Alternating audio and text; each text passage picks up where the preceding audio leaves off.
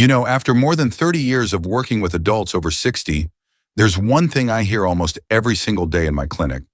Doctor, I barely eat anymore, so why am I still gaining weight?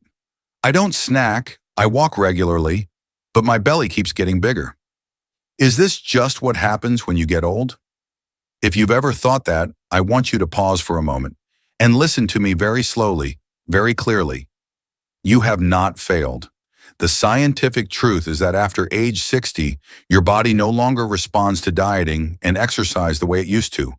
Hormones change, metabolism slows down, hunger and fullness signals become less accurate, joint pain makes movement more cautious, and most importantly, the body starts to protect itself by holding on to fat instead of burning it. So when you try to eat less, your body pushes back. When you try to exercise more, you feel exhausted and sore. And then you start blaming yourself. But as a doctor, I have a responsibility to say something many people have never been told. The problem isn't your willpower. The problem is how you're treating a body that has entered a new biological phase. After 60, your body doesn't need to be forced. It needs to be guided properly. In today's video, I'm not going to talk to you about extreme dieting, and I'm not going to tell you to hit the gym or do workouts that make your knees cry for help. Instead, I want to share a completely different approach, one I've used with many of my older patients. Not fighting your body, not blaming yourself, not changing everything at once, but rebuilding the foundations, how you eat, how you move, how you live, in a way that actually fits the physiology of life after 60. When these foundations are adjusted correctly, weight doesn't need to be forced down. It comes down naturally, gently, sustainably, and safely. My name is Dr. David Warren, and I specialize in senior health. And if you're in your 50s, 60s, or even 70s, and you feel like your body has become harder to control than it used to be, this video was made for you. Point 1. Why your body holds on to fat after 60, even when you eat less. After age 60, the body enters what I call energy conservation mode. 3 systems change at the same time. Basal metabolism drops, muscle mass declines if it isn't properly protected, hunger and fullness hormones become disrupted, ghrelin, hunger rises, leptin, fullness, becomes less sensitive. The brain prioritizes safety. Fat is treated as survival storage. So when you eat less, your body doesn't interpret that as getting lean. It interprets it as scarcity. And the natural response of an aging body is to store energy as fat, especially around the belly. This is biology, not a personal failure. When my patients understand this, the first thing that changes isn't their weight, it's their anxiety. They stop blaming themselves. They stop forcing food and forcing workouts. They start listening to their body instead of fighting it. And that's when weight finally begins to move in the right direction.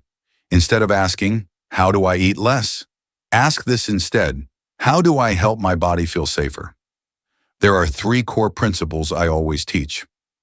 Don't skip main meals, especially breakfast. Eat enough gentle protein at each meal so the brain doesn't trigger emergency mode. Eat more slowly so fullness signals can reach the brain in time. When the body feels properly nourished, it finally allows fat to let go. I often tell my older patients this: your body isn't stubborn, it's just trying to protect you using old strategies. If you've ever eaten very little and still gained weight, remember this: you don't need to eat less, you need to eat smarter. Just stopping the body from feeling threatened is already a powerful weight loss step after 60. Point 2, a disrupted body clock, the hidden reason you're always hungry and tired after 60. After age 50 or 60, many people face a problem they don't even realize they have. Their biological rhythm is off. Your body clock controls when you feel hungry, when you feel full, when you burn energy, when you store energy. When this rhythm is stable, hormones work smoothly. But when it's disrupted, the body receives mixed signals. The most common causes in older adults are skipping meals or eating too late, eating at different times every day, late dinners, skipping breakfast because I'm not hungry. The result? Fatigue during the day and constant snacking urges. Strong hunger at night, a brain that keeps demanding quick energy. When my patients simply eat more regularly, Without eating less, they often tell me fewer cravings, clearer thinking in the morning, less intense nighttime hunger, deeper sleep, and most importantly, their weight stabilizes before it starts to drop. Stability is the first sign the body is no longer panicking. I don't ask you to eat on a rigid schedule. Just aim for a roughly consistent rhythm. Breakfast within 1-2 hours of waking, lunch not too late. Dinner at least 3 hours before bed. If you're not used to breakfast, start very small. A boiled egg yogurt or a light protein source. The goal isn't to eat more. The goal is to tell your body, you're being fed today. I often say this to patients. The body loves predictability. When it can anticipate food, it stores less. After 60, weight loss doesn't start on the plate. It starts with your internal clock. Once the rhythm is restored, everything else becomes much easier. Point 3. Eating too fast after 60. Why you eat little but never feel satisfied. Many patients tell me, "Doctor, I don't even eat that much." And they're right. The problem isn't how much they eat, it's how fast. After 60, the digestive system and nervous system send signals more slowly. The brain needs time to hear the message from the stomach. We've had enough. When you eat too quickly, the stomach may already be full, but the brain hasn't caught up, so you keep eating. This isn't a lack of control, it's biological delay. When patients slow down their eating, I often see earlier fullness, less bloating and indigestion, less sleepiness after meals, fewer cravings between meals. And here's the interesting part. They don't feel like they're dieting at all. The body is finally being heard. I don't ask you to count chews or watch the clock. Just try 3 small changes.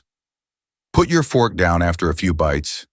Exhale once between eating segments. Don't eat while watching the news or scrolling your phone. If your meals usually take 5 to 7 minutes, try stretching them to 15 to 20 minutes. Not to eat more, but to let your brain catch up with your stomach. I often joke with patients, the stomach is honest. The brain just needs time to understand. After 60, eating slowly isn't about manners. It's a safe weight loss strategy. You don't need new foods. You just need a new way of being present with your meals. Point 4. Why working out more can actually make weight loss harder after 60. When we're younger, our bodies usually respond very well to high-intensity exercise. But after 60, the recovery system changes completely. When you push your body too hard, stress hormones rise, inflammation increases, muscles recover more slowly, and the brain interprets it as the body is under threat. When the brain receives ongoing stress signals, it responds by holding on to energy in the form of fat. I see this all the time in my patients. They exercise diligently, but the scale doesn't move. They feel exhausted. Their joints hurt. Their sleep gets worse. Those are clear signs the body's being pushed the wrong way.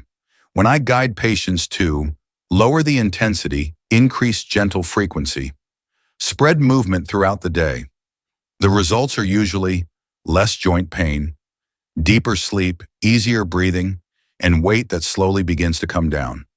Not because they burn more calories, but because the body is no longer resisting. After 60, I prioritize 3 types of movement: short but frequent walking, 5-10 minutes at a time, several times a day.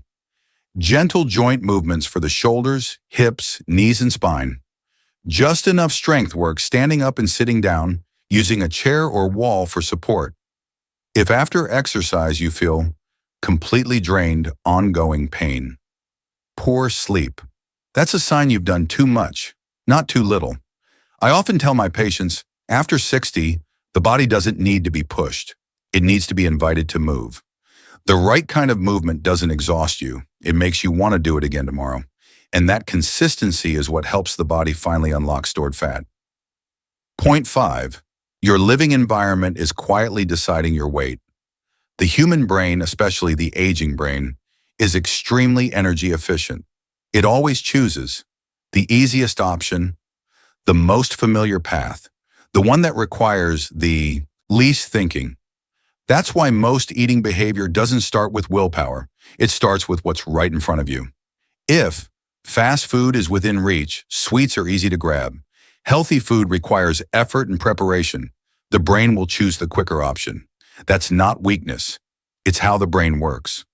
When I help patients redesign their living space, many are surprised. They snack less without banning anything. They no longer feel like they're constantly restraining themselves. New habits form naturally, and most importantly, they're no longer exhausted from self-control all day long. You don't need to change your entire home. Just start with one area. In the kitchen, keep healthy, ready-to-eat foods visible: boiled eggs, yogurt, fruit, nuts. Move junk food out of sight, not throwing it away, just not seeing it.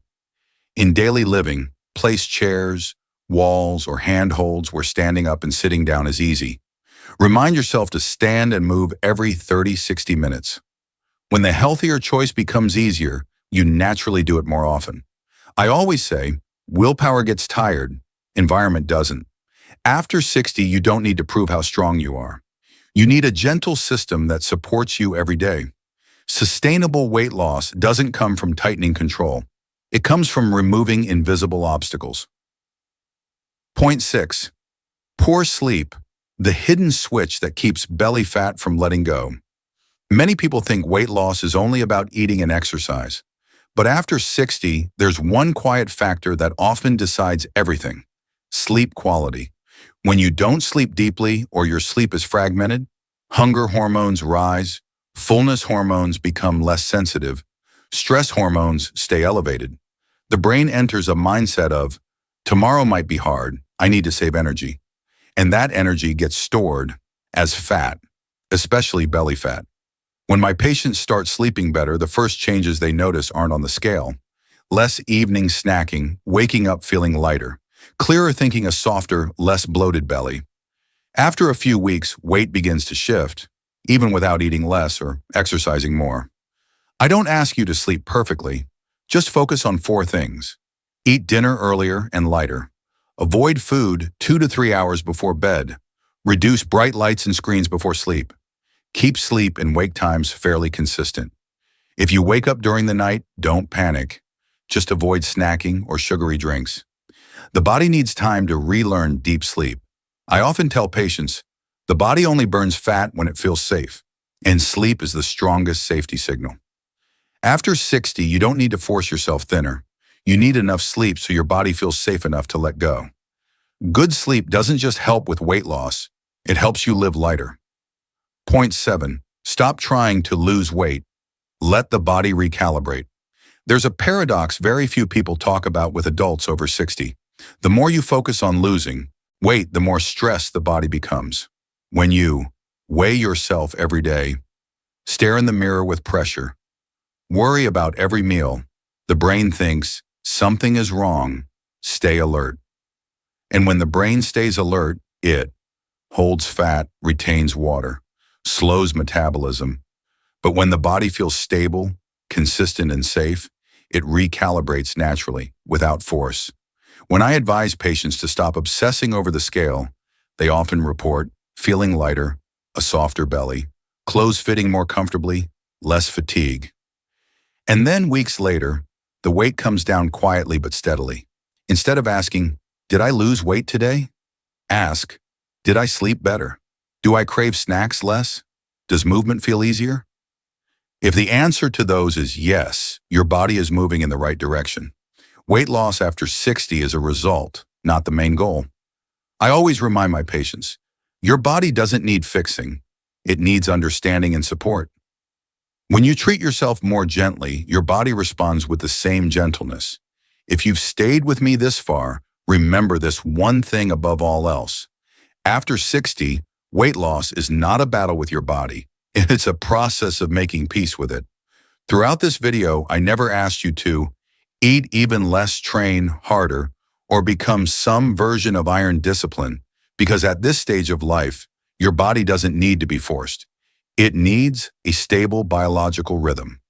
Meals that are enough, slow and regular, gentle but frequent movement, deep, safe sleep, a low-stress living environment.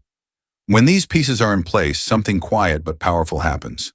Hunger calms down, the belly softens, the body feels lighter, and weight begins to shift without struggle. As a doctor, I often tell my older patients, Losing weight after 60 isn't about proving strength. It's a sign that you finally understand your body. Start very small, just one change today. Eat a little slower.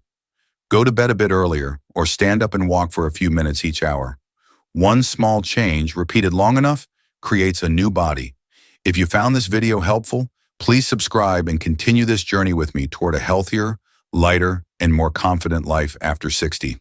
And finally, remember, this video is for educational purposes only and does not replace personal medical advice. If you have chronic conditions or are under medical care, please consult your doctor before making major changes. Wishing you good health and peace with your own body.